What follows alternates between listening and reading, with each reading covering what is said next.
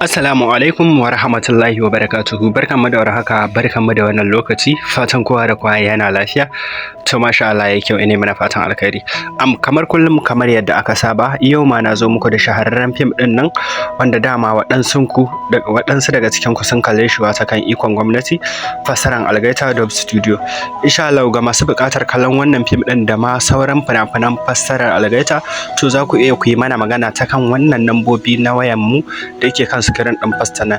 Insha Allah za mu samar muku da dukkanin fim ɗin da kuke da buƙata. Sannan ga masu buƙatar shiga group ɗin mu na VIP wanda muke ɗora sababbin fassarorin Algaita na Sultan, Simon Records, Mega Dub Studio, Yusuf Zaman da shauran fassarori.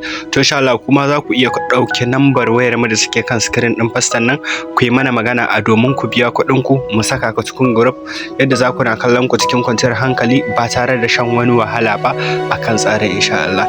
Sannan idan kana buƙatar series na India ko na Hausa wanda ba a ɗora su akan YouTube, sai dai za ka iya samun su ne a ta ɓangaren mu. To insha Allah su ma za ku iya ɗaukar nambar wayar mu ku yi mana magana, mu kuma za mu yi ƙoƙari mu samar muku da dukkanin fim ɗin da kuke buƙata. Sannan za ka iya shiga group namu na VIP a ko ina kake a faɗin duniyar nan insha Allah.